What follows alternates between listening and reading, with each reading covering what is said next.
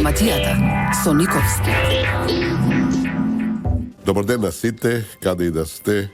Ако возите, биете внимателни, бидејќи не треба да водите сметка само за самите себе си како возите, туку и за другите. За жал во држава има мнозина кои не се баш многу виспрени, научени, подготвени за објективно, добро и соодветно возење, така да мораме да отвораме 4 очи заради сите устови кои се на патиштата и да ги намалиме овие страшни сообраќајки кои не мачат и земат страшни жртви веќе со години. Денес ќе зборуваме на две, ако стигне времето, глобални теми, да бидеме малци ние глобалисти, иако на крај ќе искоментираме некои најнови настани во земјата. Првата тема, и двете на некој начин, првата особено, се поврзани со Македонија, бидејќи се што се случува денеска во светот, од таа гледна точка тоа е навистина едно глобално село, се рефлектира врз Македонија. Конкретно се работи повторно за Сирија, ја третиравме повеќе пати, меѓутоа не се сврнавме малце подетално на руското воено повлекување од оваа блискоисточна земја. Тоа беше една мала сензација, создаде нова една клима, ако сакате, една нова ситуација на Блискиот Исток и мнозина беа изненадени, некои велеа, тврде дека и самите американци биле изненади, меѓутоа мислам дека тоа не е точно. Има некои руски извори кои велат дека пред Путин да ја објави својата намера да ги повлече своите воздухопловни и пешадиски сили, да бидеме прецизни, додека се друго останува во Сирија. Тој наводно имало и консултации одедени со американците, при што им ја најавиле својата намера се повлечат, да го повлечат овој сегмент од своето воено ангажирање и паралелно барале да американците влијат на турското помалко ангажирање во Сирија. Тоа е еден интересен детаљ кој мислам дава една сосема нова светло и врз турското рушење на американскиот авион и на врз турско-американските односи. Деновиве видовме дека Ердоган ќе биде во Америка, меѓутоа Обама одбил средба со него, така да очигледно во тие турско-американски односи се појават одредени пречки. Велам, за мнозина беше изненадување ова руско најавување на повлекувањето, меѓутоа можеме слободно и најобјективно да констатираме дека потегот на Путин беше брилјантен. Русија ги постигна своите цели на вистина кои ги беше зацртано во Сирија и да не забораваме дека пред влегувањето и ангажирањето на руската авиација во оваа земја беше на видик крајот на тамошниот председател кој е легитимно избран, нели така, и кого се обидува да го рушат на нелегален начин пред американците, поддржани од своите сојузници, поготово од регионот. После руското ангажирање, Асад е постигнен од било кога. Деновиве читавме дека повторно ја врати под своја контрола Палмира, стариот археолошки центар, и се годи према Рака, према главниот град на исламската држава.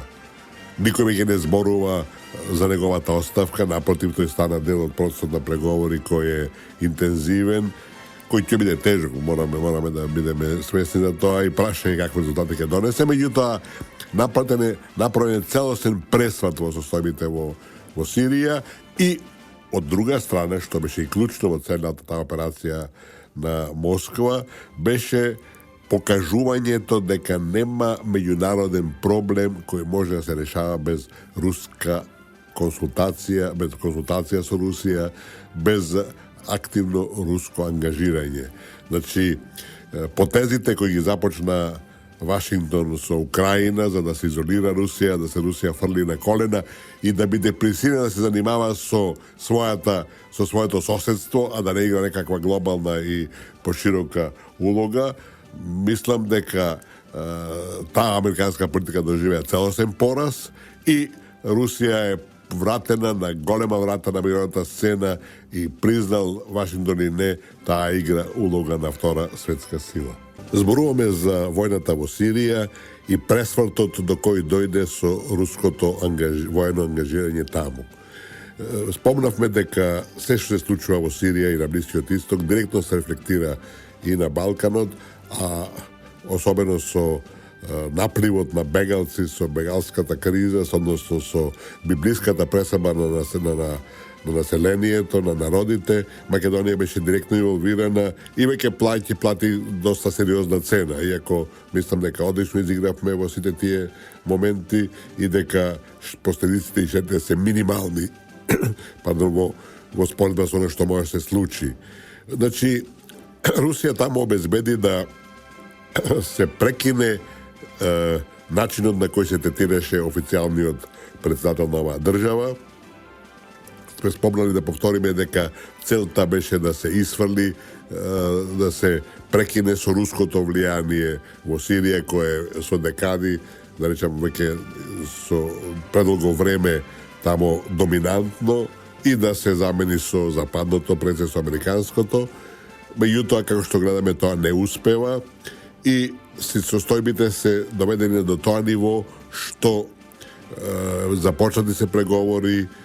Асад веќе има една по-сериозна улога, бидејќи мислам дека сите објективни аналитичари се свесни дека ако суди паралелно со рушење на Асад и барање некакво решение за пост-асадовска Сирија, тоа значи само продолжување на конфронтациите и веројатен распад на земјата. Меѓутоа со Асад на кормилото и како легално избран председател најодговорен за состојаната земја, кој ќе биде некој континуитет, а за понатамошните политички одлуки нека решава народот на избори. Мислам дека тоа не е спорно и тоа се повеќе се наметнува како решение. Последиците се веќе се неизмерливи.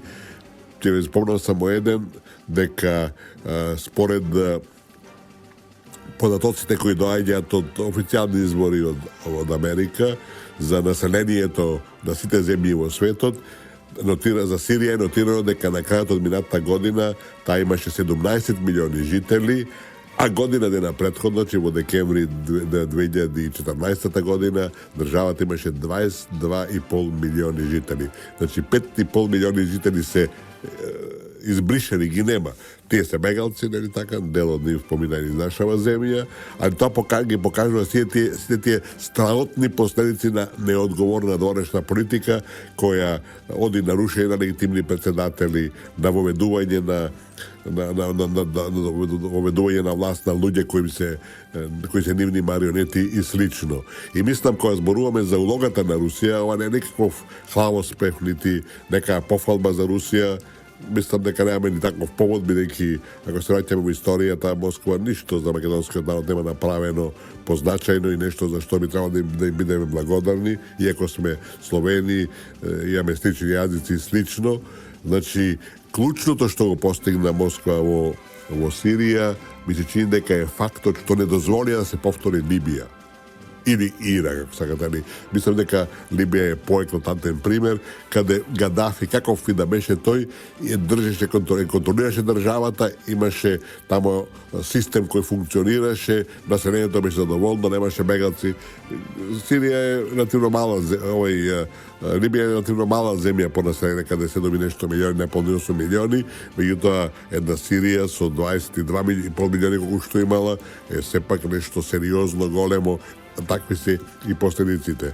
Значи, самиот факт што е спречено да се повтори состојбата во Либија, која веќе не функционира како држава, која е распарчена на разни племиња, конфронтирана меѓу себе, има една-две влади, има теророт важи за секаде, разни војски тамо прават ршум и се како резултат на една неодговорна западна политика која прво користеше Гадафи, а сведам фигуративно, Гадафи има слики со сите светски државници, од Камерон до Саркози, до Берлускони, со сите. Меѓутоа, кога на французите им се променија приоритетите, тие му го свртија грбот на Гадафи и доведоа до една катастрофа, една земја која функционираше уништена. Се спомнува меѓу другото дека има дори судски процеси дека Гадафи му дал на Саркози за последните негови избори $50 милиони, што покажува какви биле тие односи и како бил злоупотребуван тој режим во Либија, се додека велам не им се појави како пречка и го срушија на еден уличарски начин, невинен начин, безобразен начин, на еден примитивен начин. Сето тоа покажува дека на светото е потребен баланс, дека униполарноста кога една земја доминира во сите сфери е негативна и лоша дури за самата таа единствена суперсила, бидејќи ќе направи без контрола и без некаков ефект од страна, ќе направи грешки, ќе направи глупости кои што ги прават во меѓувреме, така да ангажманот во Сирија на Русија во Сирија и од тој аспект е позитивен и мора се поздрави. За да ја заклучиме нашата денешна прва тема, а тоа е војната во Сирија, рускиот ангажман и руското повлекување воено од оваа земја, ќе кажеме уште дека ова е прв случај Москва војно да интервенира надвор од своите граници по распад на Советскиот сојуз. Претходно ги имавме мали интервенции, односно судири што беа околу Грузија, кога де факто Русија беше предизвикана од Саакашвили со обидите да се свртат некои работи во корист на насилен и воен начин во корист на Грузија, меѓутоа ова е прва онака класична војна интервенција на Русија надвор од сопствената територија. Вториот важен елемент е што американските пред оценки на најавата и влегувањето руско воено влегување во Сирија беа дека Путин ќе зажали, дека се оценуваше, се сметаше дека Русија ќе заглави таму, ќе се најде во слична ситуација како што беа американците во Виетнам, односно русите уште попрецизно во Авганистан, која влегоа со дадени краткорочни намери, постана десетина години, има десетици илјади мртви. Овој пат тоа не се случи, бидејќи беше навистина една прецизна акција со јасни намери и сите цели навистина кои ги имаше поставено Москва беа постигнати и денес имаме да Ел Асад, легитимниот председател кој беше веќе на работ од паѓањето и губењето на власта, сега ги игра скоро главна улога во обидите се надминува криза. Војната нема лесно да се реши, судиите нема лесно да се надминат, договор тешко ќе се најде, меѓутоа во секој случај е направен одеден квалитетен исчекор и тоа е во интерес на сите, вклучувајќи Македонија. Третиот сегмент во кој е важен во оваа констелација е улогата на Турција и поразот на Турција. Ердоган со некаква отоманска амбиција се залета. Турција е наш добар пријател, мислам дека ние сите го цениме тоа и спремни сме заинтересирани да одиме понатака во развојот на нашите односи, меѓутоа грешките се грешки и многу е лошо и негативно ако е некој наш пријател или другар или близок, да грешките не му ги гледаме и да не ги коментираме. Мислам дека Турција направи сериозни грешки со обидот да се конфронтира со Русија, веројатно да се допадне на Соединетите американски држави, направи потек кој не беше апсолутно во интерес на Вашингтон и сега рефлексите ги има. И четвртиот, и сега Русија на некој начин аутоцениот овој комплекс на прашања и мислам дека тешко ќе се има промени кои би довеле до нова квалитативна улога на Анкара во Сирија. И четвртиот сегмент на прашање кој е интересен, кој се повеќе добива на значење, така нареченото курдско прашање. Курдите живеат во 4 земји во регионот, ги има некаде преку 35 милиони према последните показатели. Најголем дел се во Турција и сите случувања кои се и во Ирак, и во Сирија зборуваат дека ќе има промени во нивниот статус, дали тоа ќе биде некаква автономија на курдите во Сирија и во Ирак. Во Ирак ќе имаат де факто, дали ќе оди до некаква федерализација на Ирак и во Сирија, тоа тек треба да се види и тука има големи разлики меѓу Турција и Соединетите американски држави. Вашингтон ги поддржува курдите, бидејќи тие се борат sosema одлучно против ИСИС, против исламската држава, против калифатот, додека Турција се бори против курдите и де факто и во источен дел на Турција, кај што се доминантно население курдите, веќе има скоро има војна која ќе ескалира, тешко ќе биде ставена под контрола. За жал, реакциите се со тероризмот во Истанбул и во Анкара и во другите турски градови, бидејќи курдите сметаат за свое легитимно право да се борат за одредени права и мислам дека тоа не може да се оспори во целина. И иако терористичките акти како такви се неприфатливи, меѓутоа во дадената ситуација ти очигледно сметаат дека тоа е единствен начин да се дава до знаење, тоа заслужува осуда, не сме да се поддржува. Меѓутоа, фактот дека така реченото курдско прашање бара решение е нешто што е неспорно и дека сите инволвирани страни и држави треба да се обидат на некој цивилизиран начин да излезат од овој ќорсокак. Значи, Турција со преголемите своји амбиции се стави надвор од клучните настани во Сирија, ја изгуби својата позиција која беше по многу што релевантна и тоа покажува дека преголемата амбициозност и нереалноста во надворешно политичките активности може да донесе порази, може да биде контрапродуктивна и да доведе до ситуации кои ќе бидат сосема спротивни од началните амбиции, желби и аспирации. Втората денешна тема е уште еден настан кој мнозина го рекоа во светот историски. Јас не би дал таква квалификација, меѓутоа од еден аспект тој го заслужува. Тоа е, предпоставам, погодувате посетата на Обама на Куба, неговиот тридневен престој во Хавана, што е нешто неверојатно, бидејќи вие сите знаете дека кога американскиот претседател патува некаде, тој во еден ден посетува макар 2 земји, ако не и 3.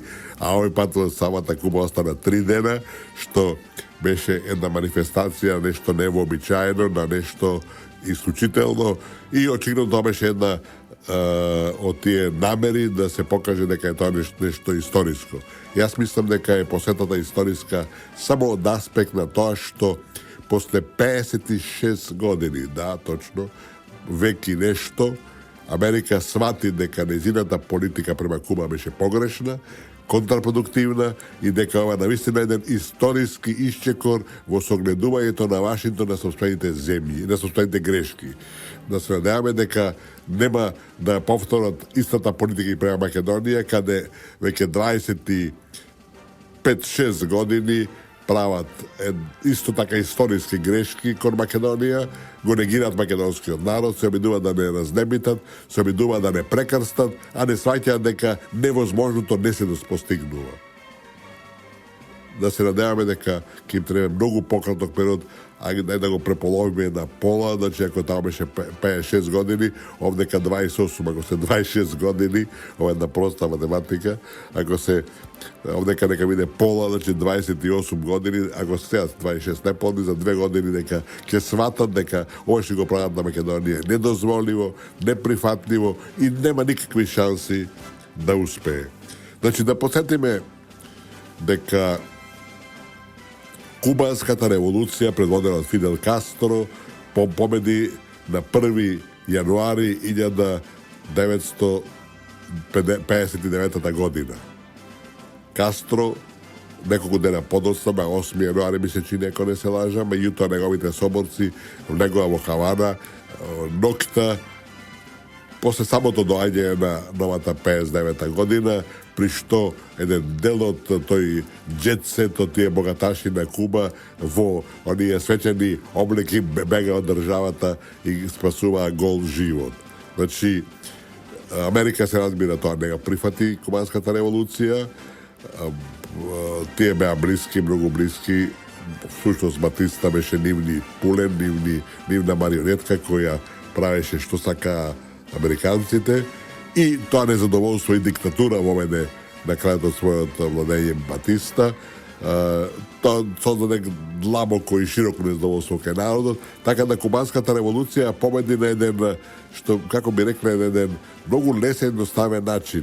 Знаете, последната група на револуционери предводени од Фидел Кастро, од брат му Раул Кастро, кој се председател, и пред се од Че Гевара, не така, четвртиот истакнат водач беше Камило Сиенфуегос.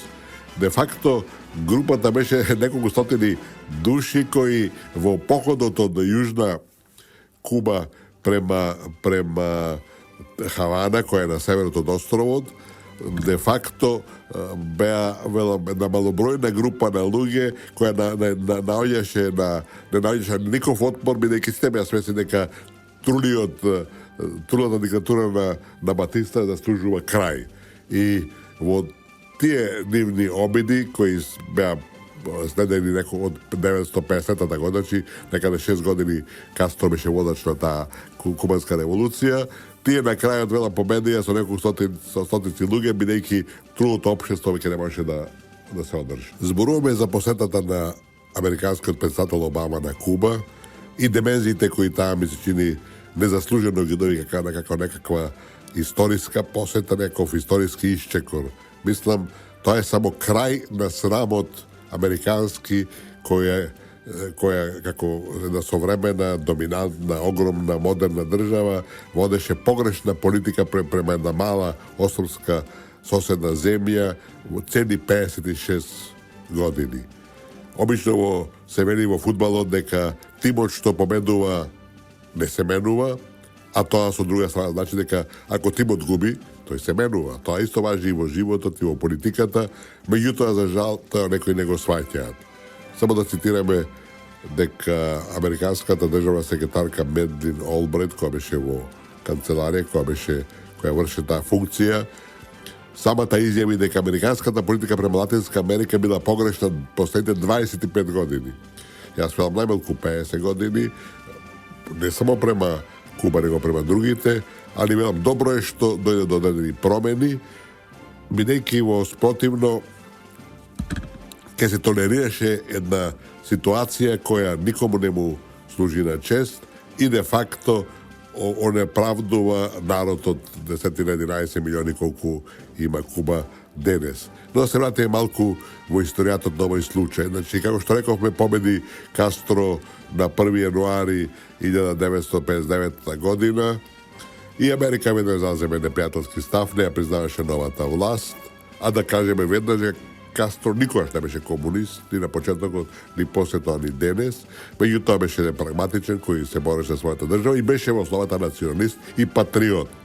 Значи, Америка не го прифати режимот на Кастро, кој мора се признае дека многу брзо национализира голем дел од она што беше индустрија, имоти и така натака во земјата, и голем дел од тие индустријалци, богаташи напуштија земјата веднаш и најголем дел отидоа на Флорида.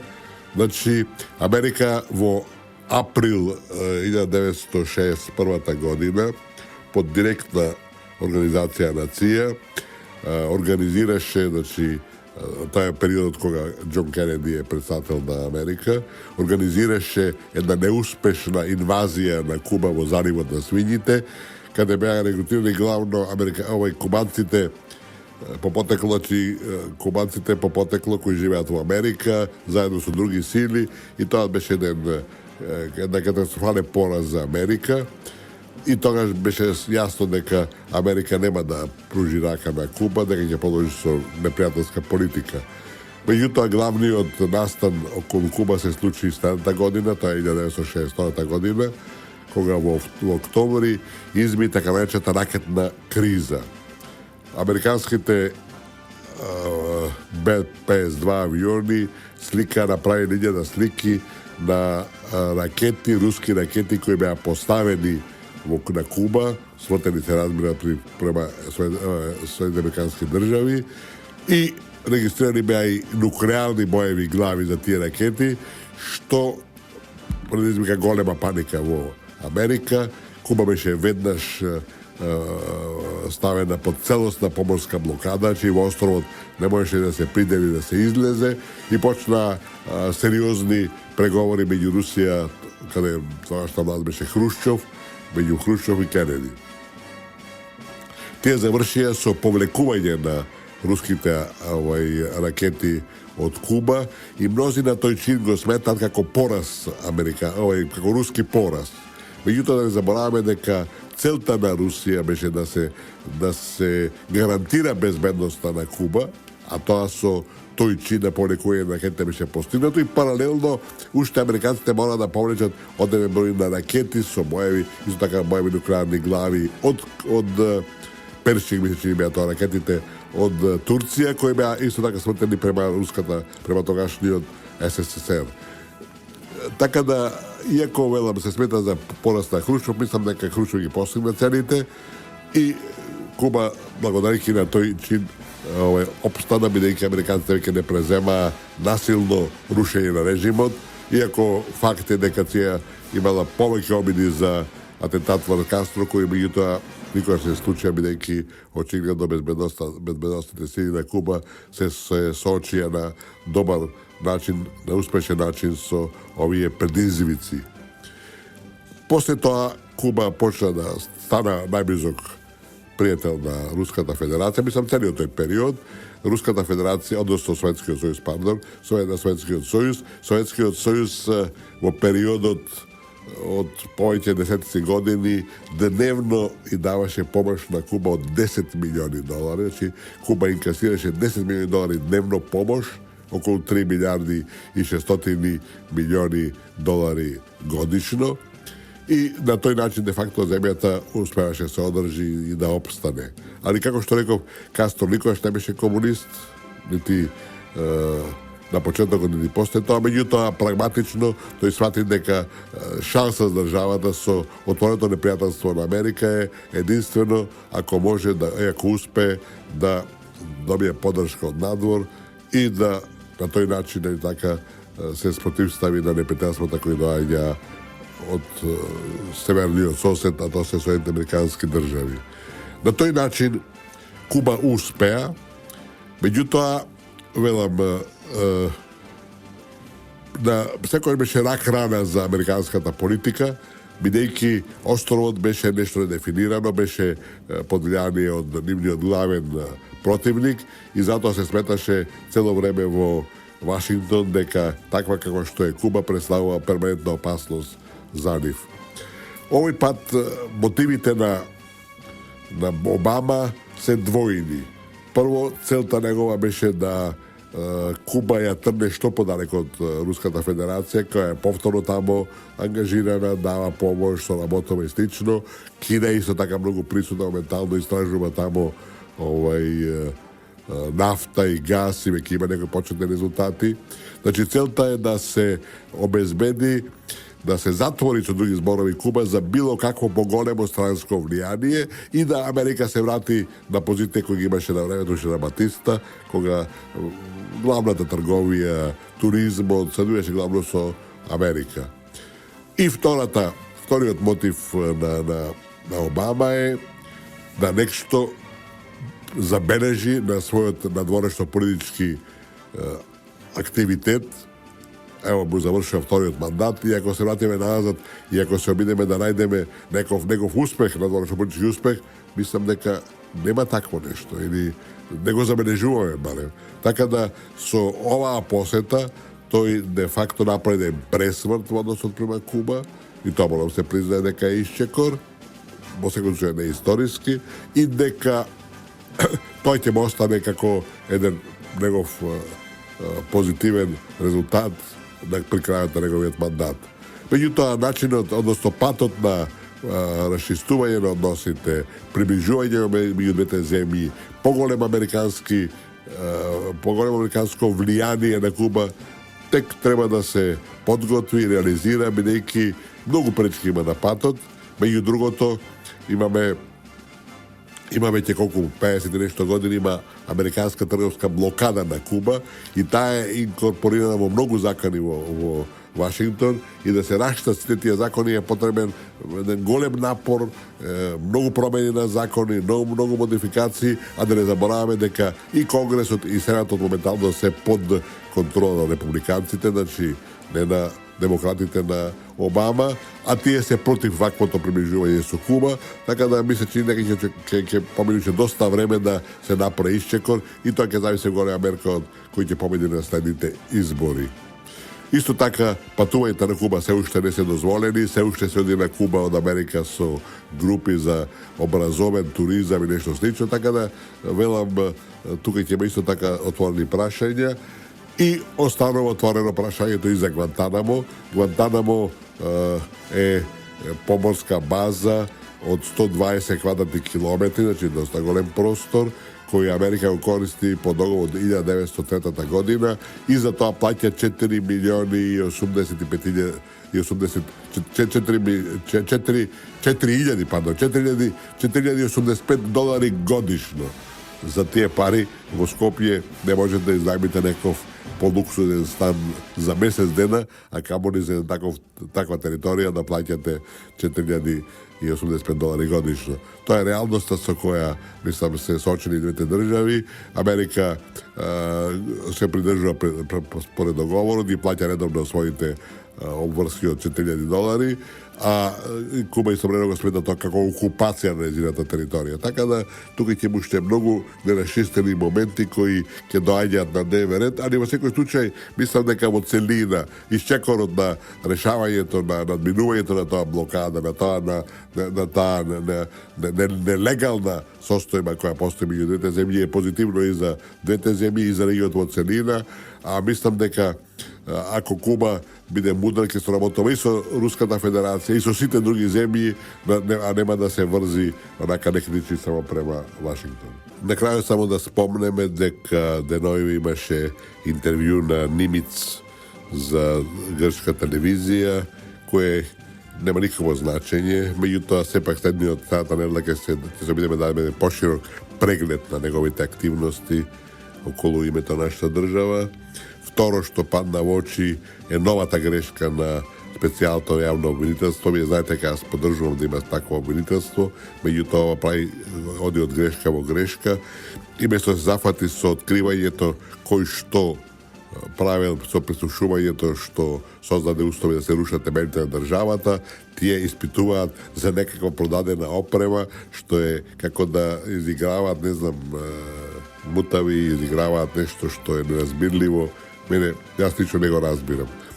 Опремата, ако имало таму некои спекулации и злоупотреби, тоа е нешто периферно и може да го прави било кое обвинителство и да го прави во било кое време, а не сега кога имаме многу поважни работи. И да завршиме како обично со апелот да купуваме македонски производи. Тоа е она што треба да надржи сите нас.